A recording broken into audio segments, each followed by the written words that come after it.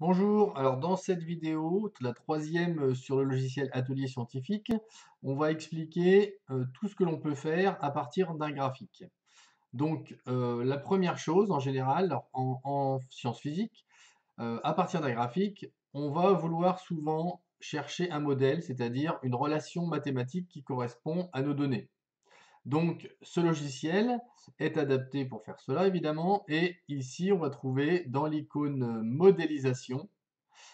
Voilà, alors il y a plusieurs onglets sur le côté. Donc celui qu'on utilise le plus souvent, c'est celui qui s'appelle modélisation, qui en fait va être une modélisation automatique.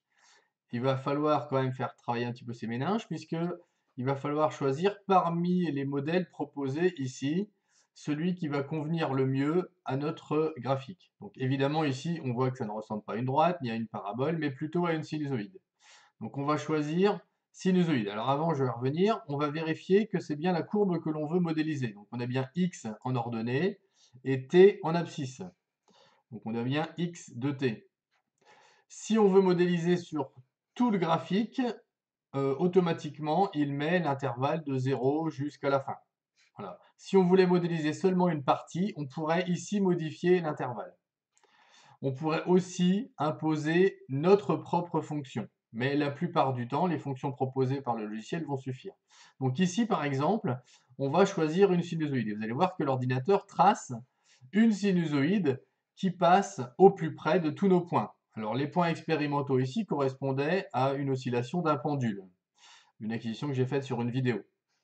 Ensuite, vous voyez qu'il ajuste les coefficients. Alors en général, il faut le repasser une deuxième fois, ouais, pour que la courbe s'adapte le mieux possible. Ensuite, on va trouver les coefficients. Alors vous avez la relation qui est écrite ici. Donc on voit que c'est un sinus, effectivement, qui a le petit a qui correspond à ce qu'on appelle l'amplitude du signal. Et ici, donc le t qui correspond à la période du signal. On retrouve les valeurs ici. Alors elles sont dans les unités correspondantes à celles qu'on a mises pour la grandeur en ordonnée et pour la grandeur en abscisse. Donc, vous voyez que le temps ici est en secondes et que la valeur de x ici est en mètres. Donc on peut lire ici, par exemple, que la période de notre oscillation est de 1,11 secondes. Voilà.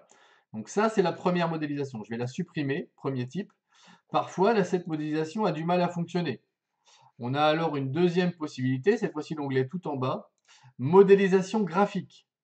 De la même façon, on vérifie bien que l'on a la bonne fonction, et ensuite on choisit le modèle. Vous voyez qu'on retrouve à peu près les mêmes modèles. On va une fois de plus choisir sinusoïde. Vous voyez que là, cette fois-ci, l'ordinateur ne fait pas l'adaptation automatique, mais qu'il va nous laisser le choix de cette adaptation. Donc on a deux petits ronds là, deux petits clics sur lesquels on va pouvoir faire bouger la courbe et l'amener exactement là où on veut. Une fois que on a réussi tout ça, on met un nom à notre grandeur. Donc vous avez vu tout à l'heure qu'il prenait en fait le même nom qu'ici, il rajoute un petit m pour modèle. Alors on peut faire la même chose ou carrément autre chose. Si j'ai envie de l'appeler D par exemple, je le fais. Mais il faut lui donner un nom par contre avant de cliquer sur conserver. Voilà, vous voyez que la courbe cette fois-ci est conservée, elle apparaît ici. Voilà.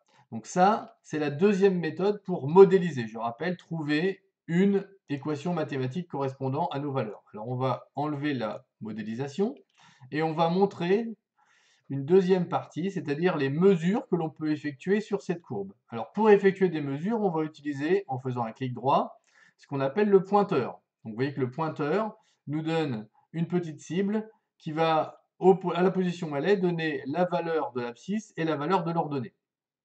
Donc par exemple, si on veut l'amplitude, si on veut la valeur du sommet, la valeur maximale, on va se placer ici et on voit que la valeur maximale, qui donc ici est en x, vaut 0,1234.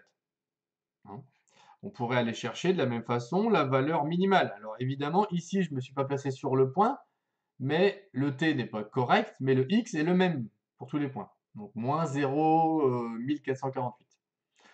On peut ensuite mesurer un écart. Alors évidemment, on peut faire la même chose en abscisse. Hein. Là, ici, par exemple, on peut noter le temps pour arriver à un maximum qui est de 1,27 secondes. Alors ensuite, on peut mesurer des écarts. Alors pour mesurer des écarts, cette fois-ci, on va faire un clic gauche maintenir le clic et étirer jusqu'à l'endroit où on veut mesurer. Donc par exemple, si je veux mesurer ce qu'on appelle la valeur crête à crête, hein, donc du minimum jusqu'au maximum, on voit en bas qu'on a un delta X et un delta T. Alors le delta T ici, il ne m'intéresse pas. Donc par exemple, si je le faisais juste pile sur la même ligne, mon delta T serait nul. Mais mon delta X est écrit ici. Alors évidemment, comme je suis parti du haut pardon, vers le bas, mon delta X est négatif. Si je refais la même chose en partant du bas pardon, vers le haut, on obtient un delta X positif. Donc entre la valeur du bas et la valeur du haut, on a un écart de 0,2686 mètres. Donc ici, par exemple, sur une oscillation, on pourrait aller mesurer la période. Donc la période qui est le plus petit temps qui sépare deux points identiques consécutifs. Donc par exemple, deux sommets. Alors si je ne m'occupe pas de la valeur de x, je peux me mettre un petit peu plus bas, histoire que, vous voyez, parce que si je suis ici, le petit carré jaune qui s'affiche masque un petit peu ma position. Donc je peux descendre évidemment, puisque seule la position en T est importante ici. Cliquez gauche, maintenir, et aller jusqu'à la valeur, alors peu importe que je sois décalé ou pas décalé, puisque X ne m'intéresse pas, je me mets sur le deuxième sommet. Et on voit ici, on retrouve la valeur de tout à l'heure, hein, dans la modélisation, on retrouve une période de 1,11 secondes à peu près.